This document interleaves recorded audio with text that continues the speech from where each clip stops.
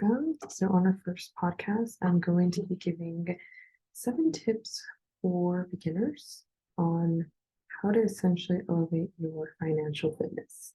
So, first thing that I wanted to say is by no means is this financial advice, nor am I a financial advisor. These are just things that I did that have helped me. So, essentially, this is what did Cass do. Now, the first thing I want to cover is budgeting. That's going to be our number one tip. So, budgeting is essentially the foundation of income flow and how much we're earning versus how much we're spending. And the thing with budgeting is it helps us understand what areas we have that we're spending the most money in compared to where it is that we can cut back on. So, the way that you start your budgeting is by creating your non negotiables or creating a list of things that you spend money on, and you compare which ones are your fixed ones and which ones are your variable ones. So your fixed ones are going to be things like your rent, mortgage, utilities. Well, utilities could fall into both because I know that there's some utilities that essentially change month to month, and the variables can be the groceries, entertainment, gas. Those are all things that kind of change month in, month out. At least for me, they don't really stay the same. But for you, maybe if you're working from home, you don't have gas expenses. Or maybe if you have a hybrid job, you may be spending more money some weeks than others. So it really just depends on what it is that works for you. And that's why it's important to write down everything that you're spending. And if you use your card for a lot of these things, your apps, your banks, nowadays, they should already have that embedded into your app. At least for mine, I have Chase, and at the bottom of my accounts, it tells me how much I'm spending versus how much I'm earning every single month. So if you're paying everything cash, then maybe go back to your receipts. Hopefully you're not throwing those away since tax season does help having those. And you can kind of see what it is that you're spending money on. Or another way too can be maybe if you enroll into paperless, every time you pay your bills, you have all of your statements on file, whether it's your email. I like having everything paperless because I can always go back and reference to them on how much it is that I spent certain months. And I can always also access all my accounts online. So the other thing with tracking expenses and why it's important is because we can identify areas on where it is that we're overspending and where it is that we can save money. So you can also utilize financial apps. There's some apps that help you budget. I personally like to create Excel sheets, and I go in every single time, really every month, and check how much it is that I spent that month versus how much I earned. And then it tells me essentially how much it is that I am spending and versus how much I'm earning. And there's times where I do overspend, and there's times where I'm getting just right at where I need to be. And for me, getting right at where I need to be is I cover my expenses, I have enough savings, and then I also have the fund money. So it's good to understand where it is that your money is going so that we can also be informed about how to reduce unnecessary expenses and how to prioritize expenses that will elevate our financial success. So that is tip number one. Tip number two on, just entry level financial tips is savings, right? So after we get our budgeting down, we want to make sure that we also have our savings included in that budget. So savings is crucial, especially because we never know what can happen. And the first thing that you should be doing is creating an emergency fund. So planning for expenses in case we have financial hardship, right? So aim to save a portion of your monthly income. You can set a small deduction into your paychecks. So there's some companies that allow you to do distributions. So you can have 2 different deposits. One can go directly into your savings account and one into your personal account. And that way you don't see that money anytime that you get your direct deposit, and it goes straight to a savings, right? So learning how to separate your personal from your savings can make a huge difference, because that's something that helped me. If I don't see it, then it doesn't really hurt me. Or at least in my mind, psychologically, if I don't see it in my account, it hurts me to take it out of my account rather than it's already being put into my account and I only see what I direct deposited to myself. So that's tip number two, making sure that after you set your budget, you do save a strategic savings goal. And everyone's saving can be different. For you, it might be $20. For me, it might be 100. others it might be 500. It just really depends on where you are in your journey. So now tip number 3 is understanding the basic financial principles. So what I mean by that is understanding financial concepts of everyday finance. So for example, concepts like compound interest, which those are things that allow your money to grow over time, or just interest in general. Some people don't really understand how interest works. There's different kinds of interest. Now, the importance of also diversification or risk in investments. Obviously, in anything that we invest, there is risk. There's some that have small risks, others will have higher risk. So just familiarizing yourself with certain terms, assets, liability, knowing the difference between those. What is a net worth? What is your net worth? Or also understanding credit scores, getting a really solid understanding of your credit scores can really make an impact on your financial fitness, because that can also be the difference of whether you get a super high APR credit card or a super low one, or if you get a promotion, or also when you get a car. And that makes a huge difference on whether it is that they're going to give you a good APR or not. So again, those are all basic principles when it comes to personal financial fitness. So tip number 3 is mastering the basic principles. So tip number 4 is managing our debt. So that's a huge one. So managing debt is crucial because, again, we want to make sure to strategically get rid of our debt. Now, there's different ways to go about it, and there's not one right way to do it.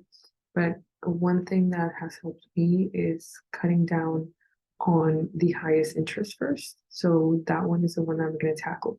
I know there's people that do the snowball effect, and if you don't know what the snowball effect is, it's essentially taking care of your small debt, paying that off first, and then going into the next one that's the biggest. So pretty much just starting off the small one to the biggest one. But also, if the one that has the highest APR is the biggest one, that might not be very strategic. So again, it really just depends on your situation. So the way that I like to tackle it is whichever one has the highest APR. For example, on a credit card, if one of them has a 20% APR, I'm going to tackle that one first compared to the one that has the 5% APR, because again, the one that's accumulating more interest is the one with the higher APR anyway. So consider a debt repayment plan, right? Making sure, again, this goes into play with the budgeting, because you want to make sure you have your budget and you know what your fixed expenses are. So once you know how much money you have left over, you know how much wiggle room you have to be able to pay off those debts. If you have $200 left over every single month, use that to pay off your debt faster, right? Another thing with debt, maybe if you have a car loan, you didn't know this, if you make 2 payments every, like bi-weekly rather than 1 payment monthly, that actually helps cut down your loan to a shorter amount of time, and you are paying more to your principal, which also helps bring down your interest payments. So there's a lot of different ways that you can kind of go about that. So tip number 4 is managing your debt. We'll go into a lot more details on debt on future podcasts, but I just wanted to touch briefly on tips for beginners on how it is that we can manage our finances. Now, tip number 5 is setting financial goals. So you have to define what your short-term and your long-term goals are. And short-term goals can include anything from vacations, right? Saving like $1,000 to have a spree. Or for some people, it might be going on a shopping spree. That was one thing for me. It might not be the case for everyone. Everyone has different values, and everyone values things differently. For them, it might be a vacation. For them, it might be, I don't know, a phone. Maybe not the best thing to do, but again, everyone's short-term financial goals are different. The next thing is also maybe paying off long-term debt, and that can be buying a home. Sorry, when it comes to savings or setting financial goals, for long-term goals, it can be your home, savings, retirement, or starting a business. Those are all different things that are long-term things. And the more specific you are with your goals, the more strategic you can be with them, right? And if you have goals that you feel are achievable, that will help you stay focused and motivated. Now, when it comes to financial, it's not just about motivation, it's really about discipline. So once you get disciplined with this, it'll help you in a lot of different aspects in your life, not just your finances. Now, tip number 6 is your financial literacy. Educating yourself on personal finances can go a long way. So whether you pick up a book, whether you pick up an article, whether you attend seminars, webinars, or just anything that has to do with financial knowledge, right? Once you start to develop a basic understanding of these investment concepts, retirement planning, tax strategies, tax one is a huge one. And we will go into that into a lot more details because everyone has different tax brackets that they fall into. There's also different forms that we need to be filling out throughout the year, right? Like when you start your job, they make you fill out your W-2 form and they make you put dependents, no dependents. Those all things make a huge difference at the end of the year. And they can also impact how much you're saving or how much you're paying. Now, the other thing is also risk management, learning how to manage your investments when it comes to risks. Improving financial literacy can really empower you to make a more informed decision, a more confident decision about your money. Now, last but not least, is the emergency fund. So I know we touched base a little bit on savings, but the savings can be for many different things. It could be saving for vacation, saving for the emergency fund, saving for fun money, saving for school. There's so many different things that you can be saving for, but there's specifically one that needs to always be there, which is your emergency fund. So building an emergency fund is crucial because not only does it protect you from unexpected expenses, but it also protects you in case there is a income disruption. And what that means is maybe you lost a job, maybe you had a medical emergency that prohibits you from being able to work. And if you have a job with no benefits, then maybe you don't have disability, right? So there's so many different things that can happen, right? Like I have family members who only are 1099s. If they have a medical emergency, there's no way they can take disability leave, right? There's like companies that do have that option to pay for short-term and long-term disability within your company that does cover the expenses when you're out if it is a medical emergency, but there's some that don't, right? So aim to save at least 3 to 6 months worth of expenses, right? Some people start off with 1 month and then from there they kind of just add on, but a good place to be at is probably 3 to 6 months worth of living expenses. And that should always be in a separate savings account. It should not be with the one that you already have that's for quote unquote savings, because that one is something that you have to pretend is not there unless you actually need it when the emergency comes, right? And maybe you don't end up using it, and that's something that you can probably touch whenever the time is right. And if you do touch that, then make sure you do reimburse it. So if you take out 1K, make sure you put that 1K back.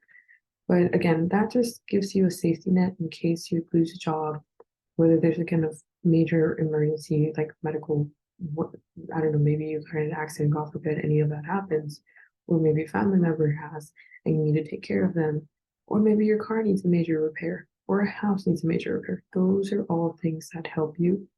And that is why it's important to always have that emergency fund. And once that emergency fund is there, you can start with your savings. And some of the savings can be for investments, right? So those are the 7 tips. First one, let's review them really quick. It's going to be budgeting. So learning the in and outs of your income. Now, second one is savings. So I guess we can go back into putting savings and emergency fund together. Emergency fund probably comes first and then the savings, because then the savings you can use for the investments and the fun stuff. Now, next one is mastering your financial principles, right? So learning those terms. The next one, fourth one, is going to be debt management. Learning how to manage our debt can make a huge difference for us. Number 5 is setting financial goals. Number 6 is financial literacy, picking up a book, reading about it, whatever it is that's going to help you. For some people, it might be a podcast. And tip number 7, do not leave the emergency fund out of the equation because it does make a difference. Now, remember that personal finance is a lifelong journey because, again, there's not one way to do it. And it's important to just continuously educate yourself because, as we know, taxes do change every year. So there's some things that change every year when it comes to finances. Some things stay the same all the time. When it comes to savings, you can have a emergency savings on a high yield savings account and your money grows. There's some people who don't even know that exists. So again, we're going to go into that into more details in future podcasts, and also adapt your financial strategies to what your current living situation is. It can always change. So just reevaluating things maybe on a quarterly basis, yearly basis, reassessing your goals is also important because circumstances do change. So just building a strong foundation in personal finance early can set your path for long-term success, because there's some people who want to retire early. And the way to do that is starting early and getting in the know of what you can do now to impact that long term. So again, those are the 7 tips of personal finance basics success, not really success, but essentially the first basic tips of personal financial fitness. And by no means is this financial advice. It is just what did Cass do? And these are the 7 things that I essentially took into consideration and have been actively working to help my long-term financial success. So again, welcome to Cass's Financial Outlook, and thank you for tuning in on our first podcast, and we will see you on our next one. Bye for now.